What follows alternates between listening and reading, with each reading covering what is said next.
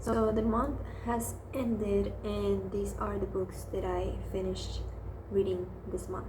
I'm reading some right now, but the ones that I finished were, so the first one, let me check exactly.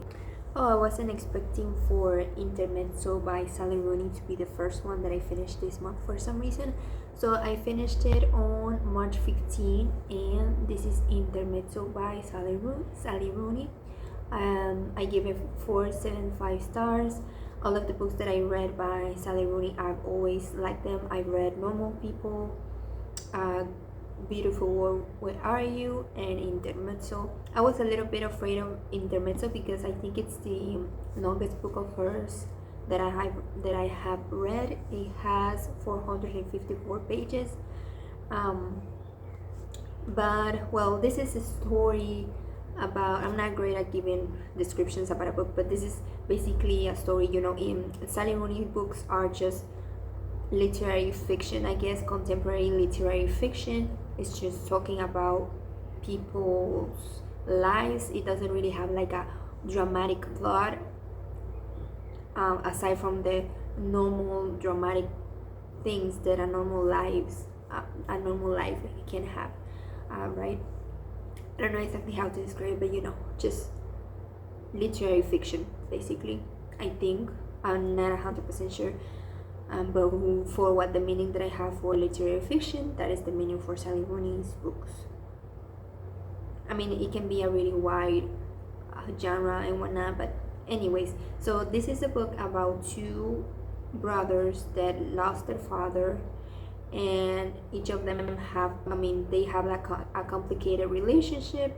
They have complicated relationships with the people in their life, with having like romantic relationships, issues within themselves and other things. And I really really like this one. I think I give, well, just talking about the books from Sally Rooney. So I think I give Sally Rooney Normal People 5 stars because I was like, oh my god, like give me more of this shit. And now that I know that how Sally Rooney writes and whatnot, maybe I was not as impressed, because Normal People was my first book of hers again, and I think it was also my first book of that kind. So I was like kind of impressed and really really into it. I don't know what could be missing in the book for it to be 5 stars, but I really really liked it, and I would recommend it if you really like literary contemporary fiction books. I thought I wasn't going to like it as much because the two main characters are males, but I still like it. It does have some other secondary side characters that are females, but I didn't really care about that. I just love how not perfect the characters are. It shows all of their flaws and all of the little thoughts that we as humans have, but we don't know exactly how to describe it. It's just so cool when you're reading it and they describe like a feeling that you don't have even a word for it. So I don't have the little thingies where the people used to bookmark or to mark the notes that they made in the books. But let me show you. Like how do you get it? Like I just underlined some phrases that I really liked. Let me see. The first one was on the oh no, it wasn't as soon as I thought. Let me see. Yeah, here it is. I just put it like this in the page. So this is I weds again in the wind, to go on living just for Ivan's sake, which is the younger brother. Imagine. Too depressing to think, every morning waking up, every hour spent at work, every miserable meal prepared and eaten alone, all for a younger brother he hardly speaks to. I don't know. It just made me feel something, and it sounds depressing, and but you know, life can be pretty depressing, so I think it's very relatable, this feeling. Just, I don't know, really liked it. And let's see another one. Oh yeah, and this is like, the context is Ivan, the younger, the younger brother, main character, speaking about the woman that he was kind of dating with, or start to get to know her and whatnot. And it says, peace so intense and complete he could weep, just to inhabit lightly the space that is cleared from him by her tactile silence. Tactful silence. And let's see another one. Well, I have one that it's pretty long. I'm not gonna read that one. Let's see, I have a few here on the almost very last pages. Okay, so I have a really short one that says, stay and suffer, you have to. In the context, maybe it makes more sense, but I don't know. It's just, I love Sally Rooney. I can't wait for her to release more books. And the good thing is that I purposely left myself another book per se while we're waiting for a new book of hers. I haven't read Conversations with Friends, so you know, I still have that pending, but I don't want to read it too soon because we're not sure where she's going to release another book. So Intermezzo by Sally Rooney, I recommend it. Don't be afraid because it's a little bit of a longer book, about the usual 300 250 average book lengths. But yeah, anything from Sally Rooney, I love it and I recommend it. Okay, so the second one that I read was 3 Days in June, which I was reading when I started reading. I don't remember if it was in November or December, but sometime last year, in December, I think. Let me show you the cover. This is not the best way to show covers, but you know, I read it in digital, so I don't know what I can. There it is, kind of. You can see a little cat in the window. The cat is in the story, so I hadn't even noticed in the beginning, and then when I was actually reading it, I was like, oh, there's the cat. But yeah, 3 Days in June by Anne Tyler. So this is a shorter book. It has 165 pages. It was released in 2024. Well, yeah, and the genre again is fiction, contemporary, literary. And yeah, this is just literally 3 Days in June. The two main characters are like the fathers of the bride, their daughter that is getting married, and just, you know, going through their life, their things and familiar issues that they had before, and the relationship that they have right now with the two parents. Like, they're not together anymore, but they are still kind of friends.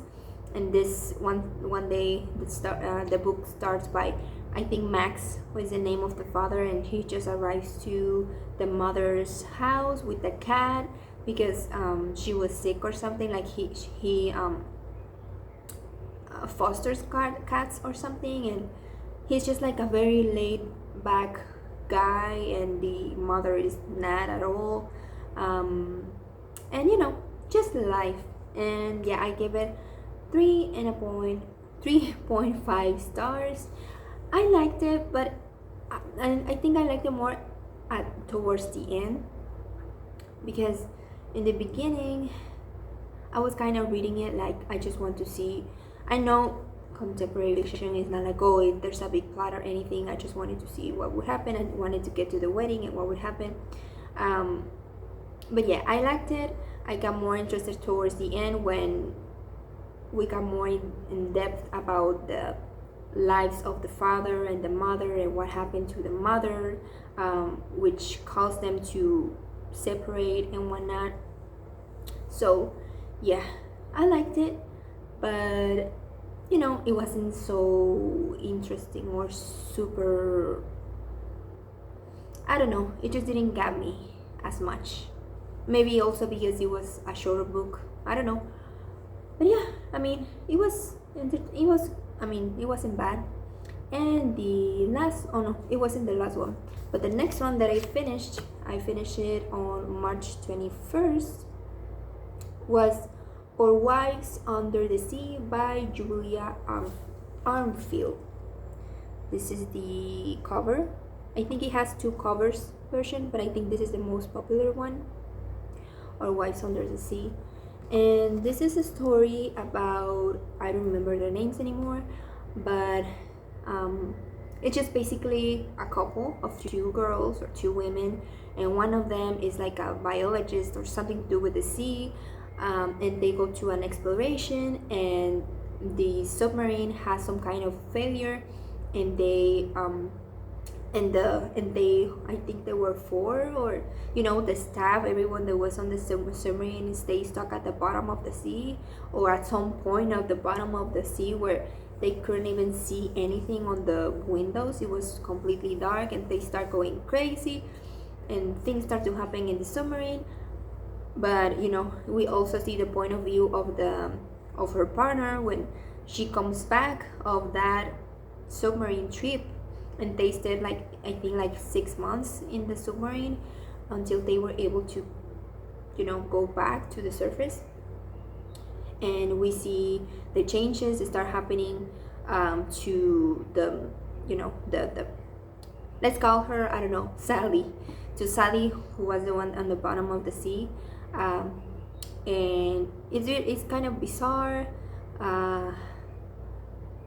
It's a little disturbing, and I thought I was going to like it more, honestly. I gave it 3.5 stars as well. I mean, maybe I could give it 3.75, because at the end also it was a little sentimental and whatnot, emotional, and it made me tear up a little bit. But I don't know, I wasn't so intrigued along the whole story. It was more along towards the end. At some point I was kind of reading it just to finish it, because I've heard that this was a really good book and whatnot, but I also heard this has mixed reviews. Some people really like them, some people don't like it at all.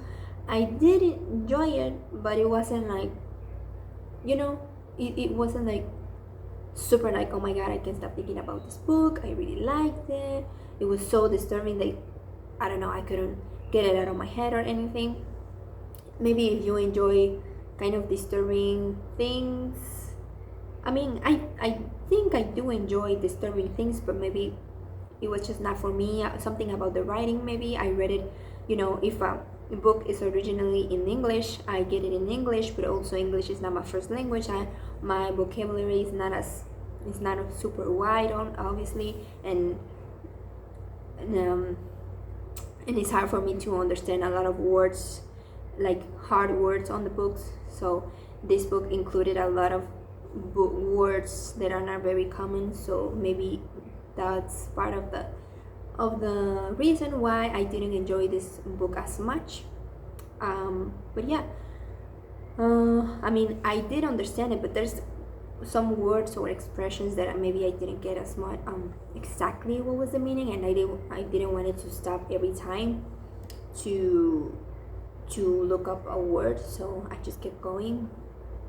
And the last one that I read, I finished it on March 21st, and I gave it 4 stars. It was a memoir by Malala Yousafzai.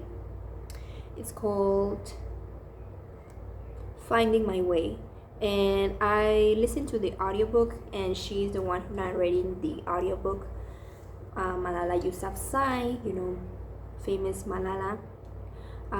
It was pretty refreshing. I don't know how to describe it. It was really interesting to see that she's just I think she's 28 or something. She's almost my age. I'm almost 27, and we could be, I don't know how to describe it. She's just another person just like us. Even in everything that she went through, she's just a normal person. She went to college, she wanted to make friends, she wanted to try weed, she wanted to be adventurous, and she went to the roof of their school. She went to Cambridge And it was also very interesting to see. I mean, I didn't know much about her. Like, I just know Malala because it's a very popular name. Like, you just heard about Malala, Malala this, Malala that. But I never really went to see, okay, what's her deal, like what happened. And this was very insightful about the culture, about her culture, right? About the accident or the terrorist attack that happened to her when she was a child, and a lot of things, just her life, right? Um, so it was very interesting.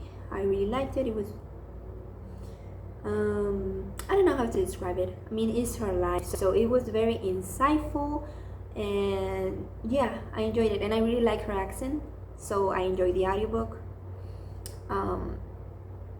So yeah, those are all the books that I read in March, and right now I'm reading.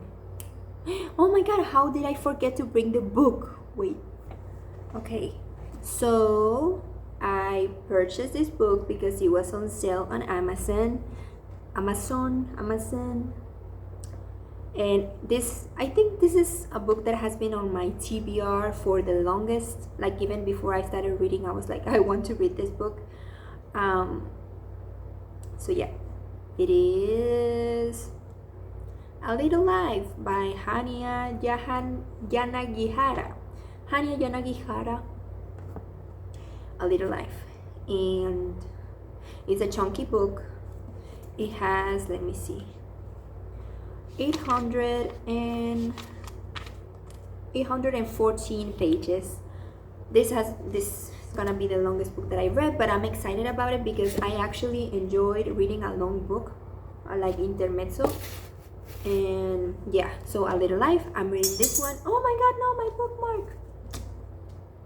Well, anyways, yeah, I'm reading that one. I'm just like this. I'll just read like this, basically. But I'm excited. I'm not trying to rush. I just want to soak it all in. Soak it all in. I don't know.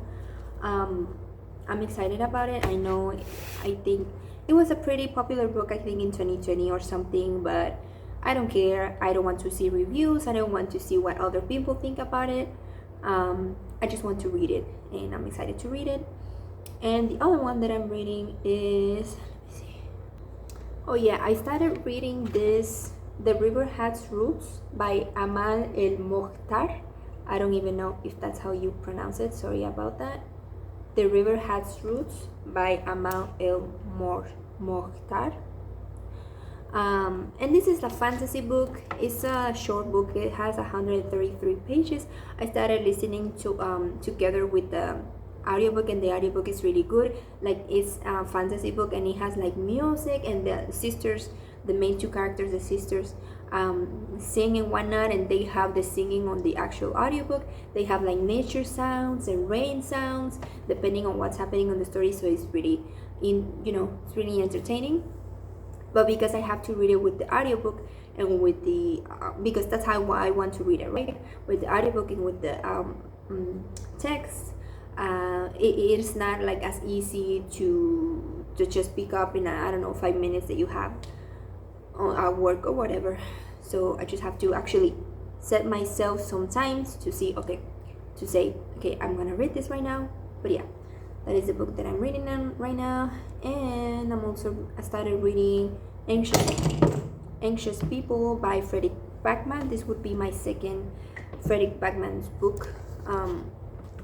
And I just read a few pages, and I really liked it. I mean, I really like it. It's pretty funny, and that's what I was looking for. I was looking for a funny book.